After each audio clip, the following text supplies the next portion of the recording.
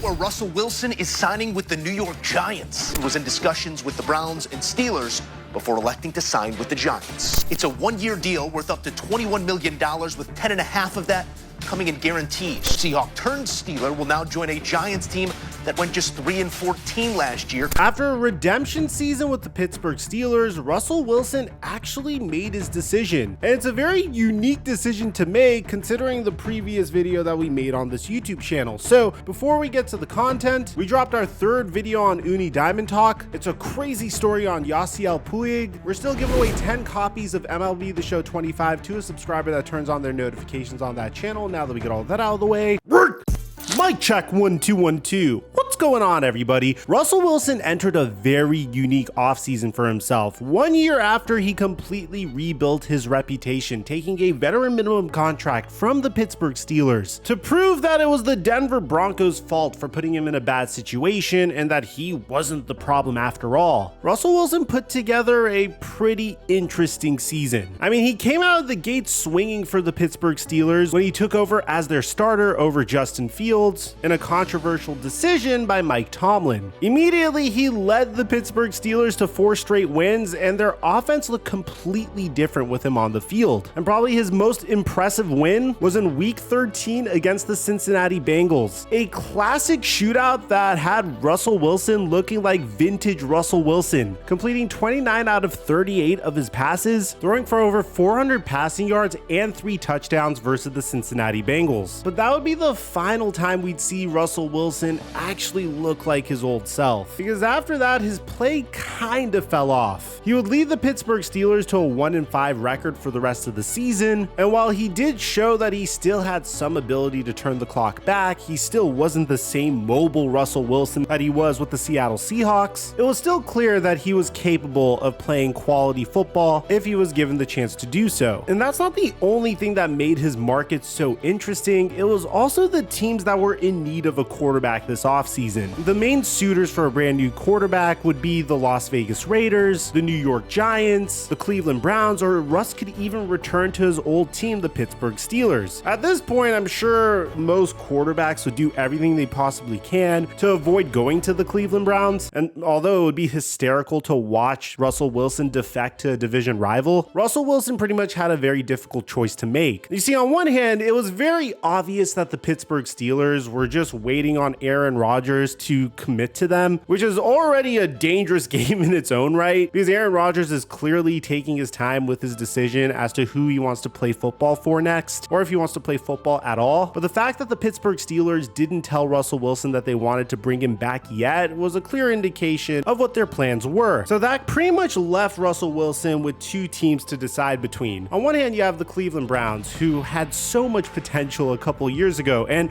still have one of the best defenses in the entire NFL. They have the number 2 pick in the NFL draft this year. Everybody feels like they're going to draft Abdul Carter and put him next to Myles Garrett to form one of the most terrifying pass rushes in the entire NFL. You don't necessarily have the greatest wide receiver core to throw the football to, but you do have a trustworthy head coach in Kevin Stefanski. But there's a huge albatross hanging over you in the form of Deshaun Watson's contract, and that isn't a situation that's going to get better anytime soon. On the other hand, you have the New York Giants, who are 1 year removed from drafting Malik Neighbors, who looks like a superstar at the wide receiver position, but possess the 4th worst offensive line in the entire NFL. And it seems like Russell Wilson made his decision. So according to Adam Schefter, ESPN sources, the New York Giants and Super Bowl winning quarterback Russell Wilson reached agreement today on a 1-year deal worth up to $21 million, including the $10.5 million guaranteed. The 10-time Pro Bowl selection had been in discussion with the Giants, Browns, and Steelers, but is opting for New York, where Wilson won his Super Bowl in MetLife Stadium. Now, Wilson's returning there as the Giants' projected starting QB. This is exactly what I meant when I said that Aaron Rodgers is essentially holding the Pittsburgh Steelers hostage, because now if Aaron Rodgers comes out and tells the Pittsburgh Steelers that he's retiring, they're effectively screwed. Justin Fields went to the New York Jets. Russell Wilson went to the New York Giants, and Giants fans are a little confused because because they thought all along that they were just going to select Shedeur Sanders at the number 3 overall pick. So a lot of insiders are confused about why the New York Giants would do this. Pat Leonard comes out and says that Russell Wilson always felt like the most likely signing of the vets the Giants pursued. Adding him with Winston already under contract is unusual though, and I'm not gonna lie, it is. There's a reason why I made a video on the New York Giants plan. I thought their plan was you're gonna have Jameis Winston and you're gonna select Shedeur Sanders, and you're gonna have Shedeur Sanders trying to learn the nuances of the NFL, and maybe in the very beginning of the season you're just gonna throw Jameis Winston out to the wolves. You know, because the New York Giants do have the 4th worst offensive line in the NFL, so if you wanted to wait a couple of weeks while Shedeur Sanders tries to learn the nuances of the NFL, then you can have Jameis Winston essentially occupying the same role that Jacoby Brissett occupied for the New England Patriots last year with Drake May. You know, very similar situation. The Patriots had no offensive weapons. They had no offensive line. They didn't want to throw Drake May to the wolves right away, so they had Jacoby Brissett play quarterback for the first couple of weeks of the NFL season. And that was the role that Jameis Winston was supposed to occupy. So the veteran presence in New York was supposed to be filled. So why would the Giants make this decision? It's not that they're choosing Russell Wilson over Shedeur Sanders, because according to Adam Schefter, Shedeur Sanders is still on the table. But let's live in a universe here where Russell Wilson picks the Giants. I still think with Russell Wilson and Jameis Winston and Tommy, I still think the Giants may go ahead and take Shedeur Sanders at number 3. No, this is more about the New York Giants protecting themselves. You see, throughout the entire Brian Daboll era, there has never been a consistent quarterback option for the New York Giants. And I almost feel bad for Brian Daboll because he was brought in originally to try to ensure that Daniel Jones could turn into the next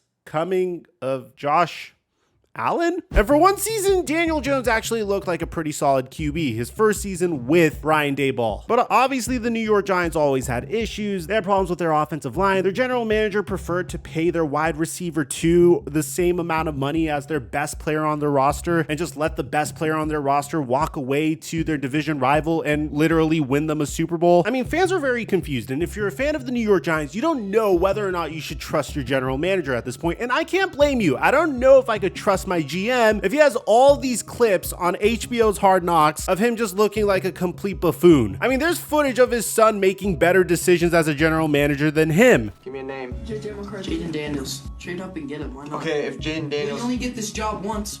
I'm trying to win. And that's not to say Jaden Daniels is bad, it's just the son kind of gave his dad some pretty good advice there. So why would the New York Giants do this? Well, according to Josina Anderson, with Jameis Winston already on the roster at his cost and the upcoming draft, this feels like a panic move by the Giants, especially given what I just heard today regarding one team's current view that Cleveland sounds potentially open to trading back per a league source. If you take a look at this year's NFL draft, it's pretty unique because the number 1 pick is Cam Ward, and he doesn't have the amount of hype that Caleb Williams or Jaden Daniels had last year, or Trevor Lawrence in 2021, or Andrew Luck in 2012. And that's not to say that he can't have a better career than any of those players, but obviously there isn't that once in a generation type prospect as a result of it. Given the offseason moves that the Titans made, it's pretty obvious that they're going to select Cam Ward at the number 1 overall pick. The Cleveland Browns are a little bit more enigmatic at number 2. You see, originally the theory was that the Cleveland Browns were just going to trade Myles Garrett and get a bunch of draft picks because they probably couldn't afford to keep him anyway, and then replace Myles Garrett with Abdul Carter. But then they decided to pay Myles Garrett $40 million a year and reset the edge rusher position. Crazy. Myles Garrett went from wanting to win to feeling like he could win in Cleveland, which I can't blame him. That's life-changing money, and I'm very happy for Myles Garrett. But then you take a look at their quarterback position, and it's even more strange. You have Deshaun Watson, whose cap hit is insane. I mean, they restructured his contract so his cap hit is only $36 million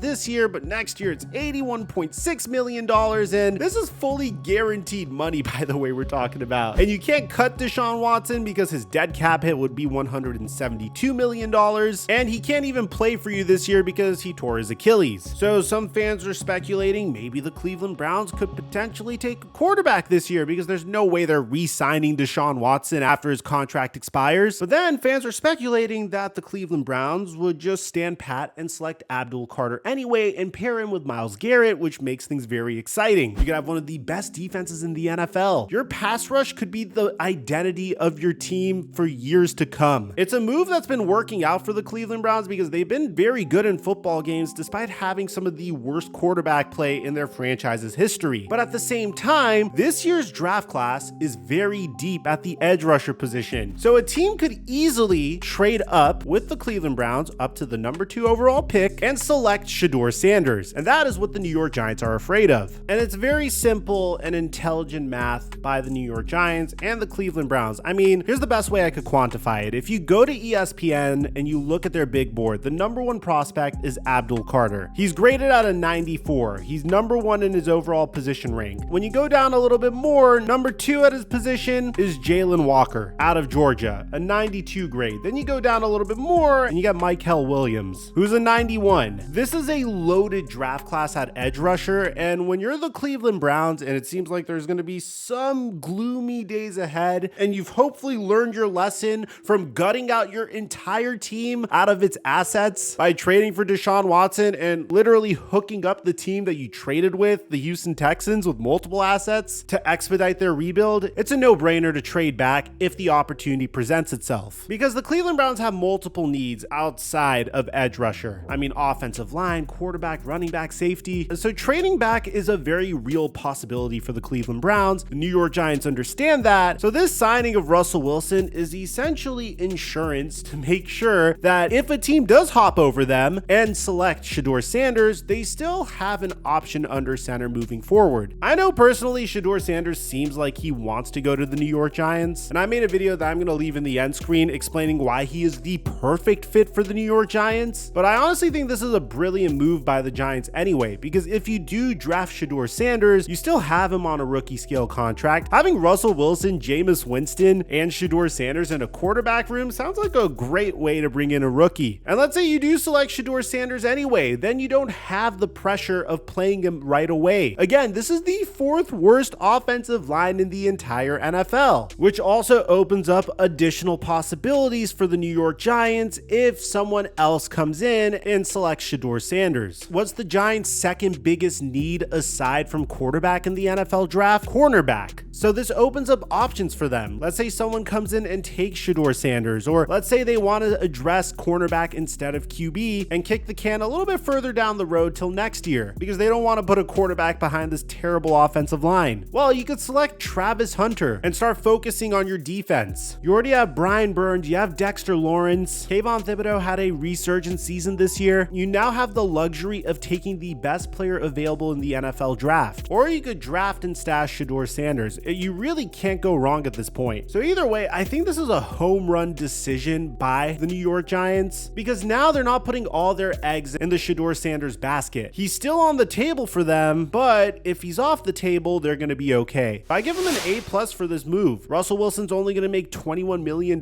this year. That's a below market deal for a quarterback. That'll give you above average play and easily the best quarterback that the New York Giants have had since Daniel Jones's first year with Brian Daboll. And before that, Eli Manning. So let me know in the comment section down below if you're a New York Giants fan, how do you feel about Russell Wilson signing with your team? I like to hear what you have to say. Now, apart from that, I still want to emphasize Shedeur Sanders is totally on the table for the New York Giants. Adam Schefter said so, and we made a video a few hours ago explaining how. I'm going to leave a link to that in the end screen, and I'll meet you guys over there. Huge day for Giants fans. We have a lot of content for you guys. I'm your boy Mike, and I'm dropping our mic until our next upload.